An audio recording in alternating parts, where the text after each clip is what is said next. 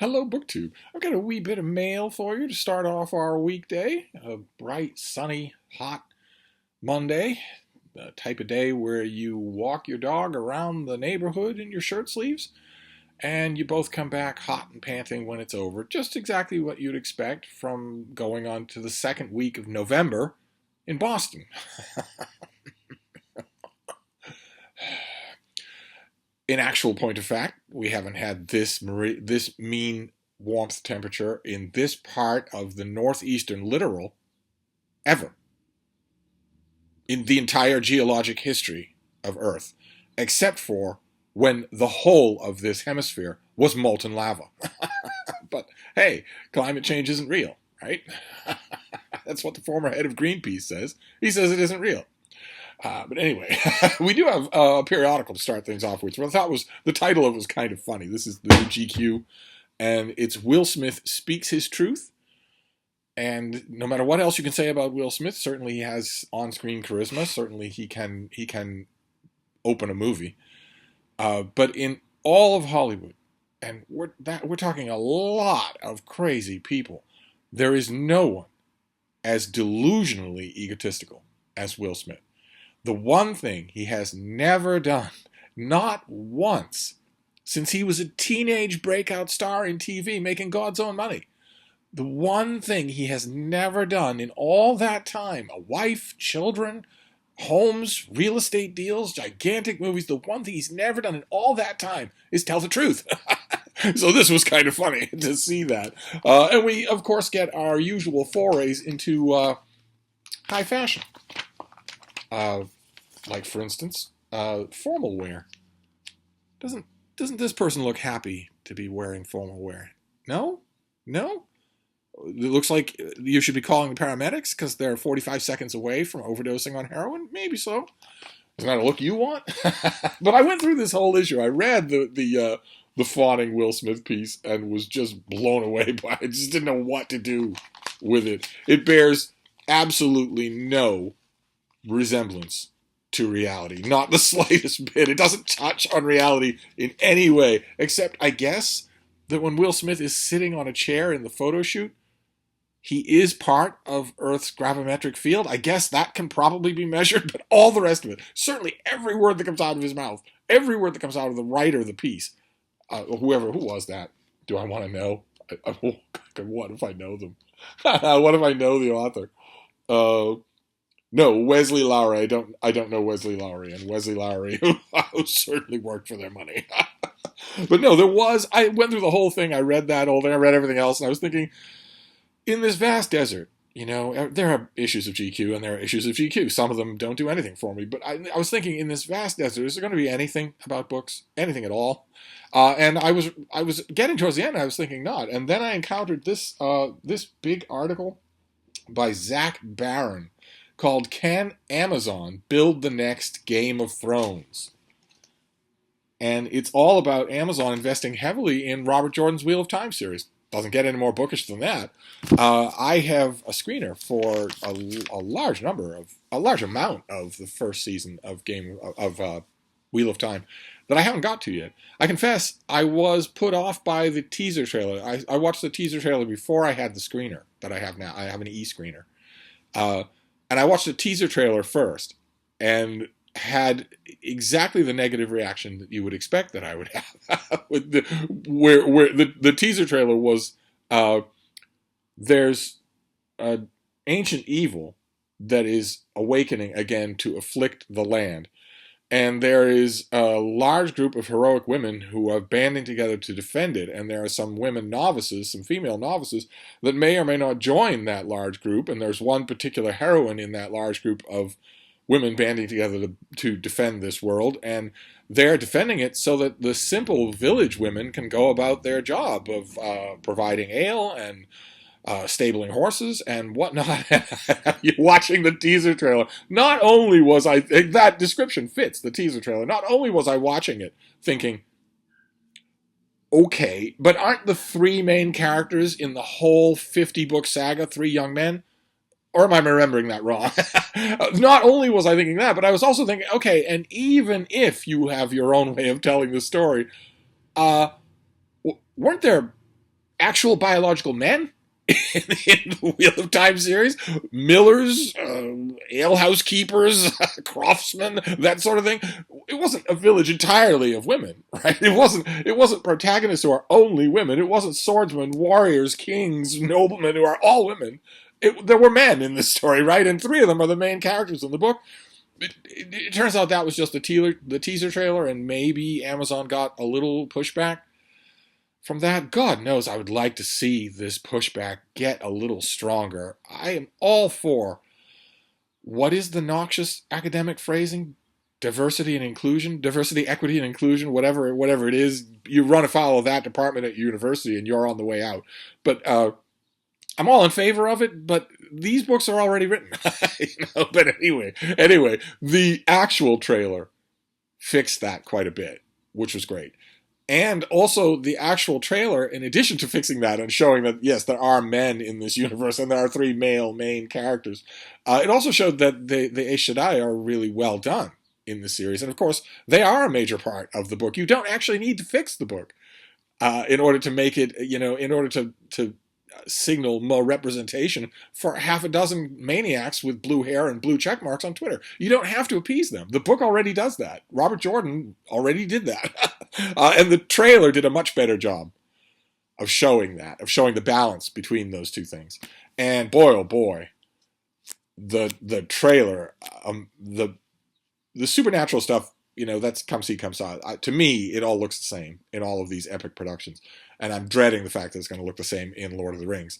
But the sets, I was very much impressed by. The sets made me look like I was looking at the places in the book. Actually made me want to, made me contemplate reading the first and second book again. The Wheel of Time and the Great Hunt again. I may do that. But why? Oh, right. Learning more about the series in this article was fascinating, and actually made me want to call up my e-trailer, my e-screener, and watch all of it. Although, as I say on this channel all the time, every time I tell myself that I'm going to do that, I usually don't. I usually set it. I say, okay, you're going to set aside time and do this, and then when the time comes, I just read. I just keep reading. I feel like I'm being taken away from something that I want to do something that I don't want to do. I just recently made time to watch a chunk of Foundation, which mystified me. Just as an adaptation, it just mystified me. It makes me think that maybe Wheel of Time is also going to mystify me. This has been a weird year for literary adaptations for me, where God's own amount of money was thrown at a baker's dozen of adaptations of works of high fantasy or science fiction that I really like, with results that just leave me scratching my head. Just, why, if this is so expensive, and if the director and the showrunner and the producer are all saying it was so heartfelt, why does it feel so soulless? Why does it feel so soulless? I just keep having that reaction to every adaptation that I manage to see. We'll see if it continues. If I watch The Wheel of Time with any great kind of attention, I will certainly report back. I did watch the first 3 episodes of Star Trek Prodigy, an animated kids show version of Star Trek that is, I believe, the first explicitly kids version of Star Trek that the franchise has ever done. I'm pretty sure that most nerd experts would not say that the Star Trek animated series was for kids. Maybe they would. I myself don't think so. But I thought it was remarkable. I'm not 100%. I know I always say this about new Star Trek, about Kurtzman's Star Trek. I'm not 100% sure that it was Star Trek. There were some terrific moments, though. But anyway, that was the only bookish content in that issue of GQ. was an article about the sheer amount of evil money that Amazon is pouring into Wheel of Time. You can't read it like you would an on-set article in Starlog where you'd get all excited. Instead, you come away from the article just thinking even more than you already did, how thoroughly evil Amazon is, whether they have a hit or not. But we also have some book packages to go through. So let's see what those are. Let's see what we have here. Okay. The first one is a novel This has got to be 2022. Yes, comes out on March 15th. It comes out in the Ides of March. This is by James Runcie, and it's called The Great Passion. And it has a blurb on the cover from Hilary Mantel. The Great Passion. So what is this about? James Runcie is the best-selling author of the Grantchester series, which have been turned into a TV show starring James Norton. Yes, the TV show this year is light years more interesting than the previous season. Can't imagine why. Let's see here. It's a moving meditation, not Grantchester, but this book is a moving meditation on grief and music told through the story of Bach's composing of the St. Matthew Passion. This is a historical novel about Johann Sebastian Bach. This book is a carefully crafted, emotionally rich tale of loss, belonging, and faith, and the transformative impact Bach and his music had on the life of a young boy. Okay, so is it about Bach or not? In 1727, Stefan Silbermann is a grief-stricken 13-year-old struggling with the death of his mother and the removal to a school in distant Leipzig. Despite his father's insistence that he try not to think of his mother too much, Stefan is haunted by her absence, and to make matters worse, he's bullied by his new classmates. But when the school's cantor, Johann Sebastian Bach, takes notice of his new pupil's beautiful singing voice and draws him from the choir to be a soloist, Stefan's life is permanently changed. Over the course of the next several months and under Bach's careful tutelage, Stefan's musical skill progresses, and he is allowed to work as a copyist for Bach's many musical works. But mainly, drawn into Bach's family life and away from the cruelty in the dorms and the lonely hours of his mourning, that's mourning, Stefan begins to feel at home. When another tragedy strikes, this time in the Bach family, oh, I bet I know what that is, Stefan bears witness to the depths of grief, the horrors of death, the solace of religion, and the beauty that can spring from even the most profound loss. Good Lord, this sounds fantastic. A fellow of the Royal Society of Literature, James Runcie draws on his 1997 documentary about Bach for the BBC and his subsequent radio play in 2016 and stage play in 2018 about the great composer for the Great Passion. Okay, what does that mean? So is this 9/10 Frankenstein? Is that what this is? Exploring why one piece of music is such a consummate work of art, faith, compassion, and understanding. Joyous, revelatory, and deeply moving, The Great Passion is an imaginative tour de force that tells the story of what it is like to sing, play, and hear Bach's music for the very first time. Well, this doesn't come out until mid-March, so I don't have to worry about it right now. But I know one thing beyond a shadow of a doubt, which is that as soon as I am done making videos, I am going to put in the St. Matthew Passion. I'm going to find it. I'll find a free copy on YouTube and just play it. This is going to do that.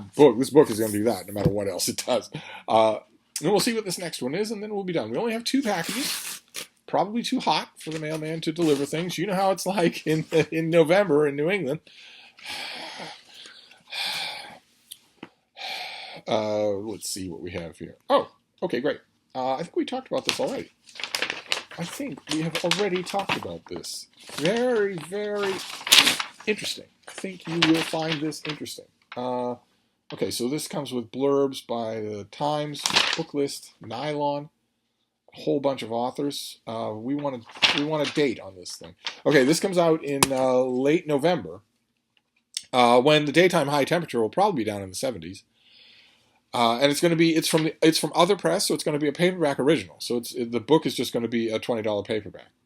And this is not a translation, right? No, this is not a translation. This is by no, it is a translation. It is. This is translated. The author is Fabio Morabito, and it's translated by Curtis Bauer, and it's called Home Reading Service, and that's the cover. Kind of like that cover.